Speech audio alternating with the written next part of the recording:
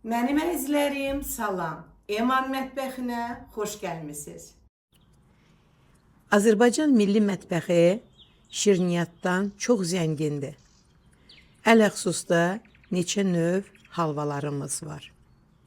Bugünkü videoda rezyanalı, umaclı, şamaxı sayağı halva hazırladım. Ərzaqları bu cür stakanla götürmüşəm ki, siz halvanı çalanda sizə çox rahat olsun.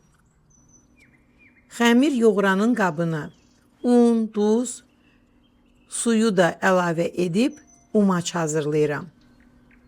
Umacı əllə də hazırlaya bilərsiniz, yəni ki, təbii bir şeydir və blenderlə. Xəmir yoğuranla çox rahatdır deyənə, ona görə mən xəmir yoğurandan istifadə elədim. Bax, görürsünüz ki, 5 dəqiqə çəkmir, artıq umac hazırdır.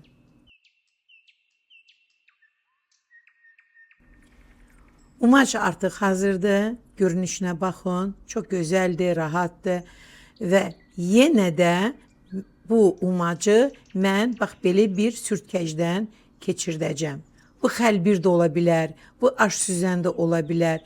Yəni sizin evinizdə nə varsa umacı ondan da keçirdin. Belə süzgəclər istənilən dükanlarda, marketlərdə satışda var. Düzdür, məndə biraz çoxdanındır, amma çox və çox rahatdır. Və mən qalan umacı keçirdirəm və bax, görürsünüz ki, bu irilər qalır. Mən deməli, indi keçirilmiş umacı üstünə əlavə eləyəcəm. Bax, bu cürünə. Və süzgəcin içində artıq bir dənə də umac qalmayacaq. Görün necə gözəl bir umac alındı. Alınmış umacı mən sərirəm. Bax, belə bir taxtanın üstündə və 4-5 saat umacı qurudacam. Əgər sizə halvanı tez çalmaq lazımdırsa, siz alınan umacı tavada, yağsız da quruda bilərsiniz. Onda halva daha da gözəl xırçıltılı olur. Halva rəzyanalıdır deyənə, rəzyana mütləq kafemulkada üyütülməlidir. Rəzyananı qovurmaq lazım deyil, xırda-xırda kafemulkada rəzyananı üyüdəndən sonra onu, baxın görün, mən onu qəşəngcə bax belə balaca ələkdən keçirdirəm. Tam xırda halda olmalıdır.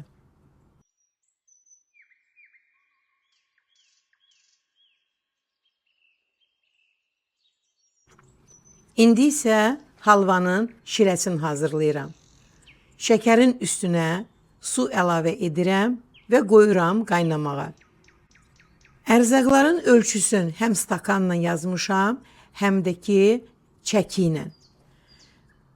Şirəni qarışdırıram. Çay qaşığın ucunda, bax çay qaşığın ucunda limon turşusu əlavə edirəm. Şirə elə ki qaynara düşdü, mən qazanın altını söndürürəm. Çox qaynatmaq lazım deyil. Əks halda çaldığınız halva bərk olacaq. Şirəni çox qaynatmağa ehtiyac yoxdur.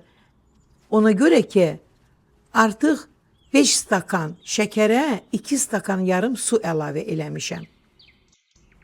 4 saat keçdi və mən artıq başlayıram halvanı hazırlamağa. Kərə yağını əritdim, umacı əlavə eləyirəm və qarışdırıram. Mütləq umacı gür xodda hazırlamaq lazımdır. Belə bir deyim var ki, umac xırda xodda qızaranda onda açılır. Un halvasına oxşuyur. Fikirləşərsiniz ki, 500 qram yağa, 700 qram un çoxdur. Yox, çox deyil. Çox gözəl bir miqdardır. Həm də hazır halva tam yağın içində üzmür. Artıq şirəni də qoymuşam ki, qaynar olsun. Artıq başlayır qızarmağa.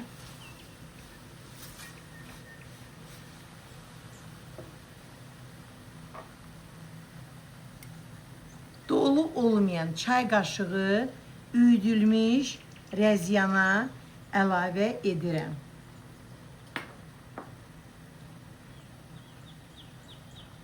Çay qaşığın ucunda sarı kök və davam eləyirəm umacı qızartmağa. İndi burada inanılmaz bir ətirlər olacaq. Mənim əzizlərim, burada inanılmaz ətirlər var.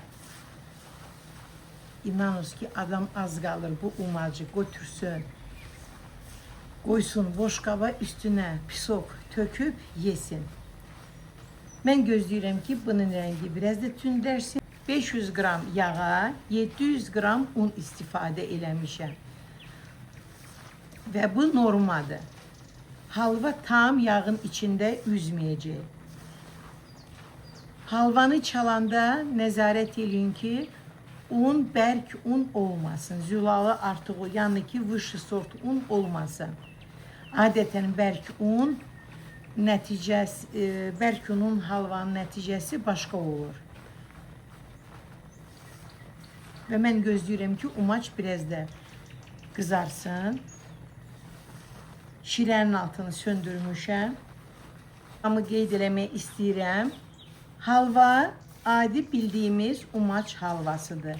Sadəcə olaraq Şamaxılılar halva çalanda halvaya üyüdülmüş rəzyanı əlavə edirlər və çox dadlı halva alınır.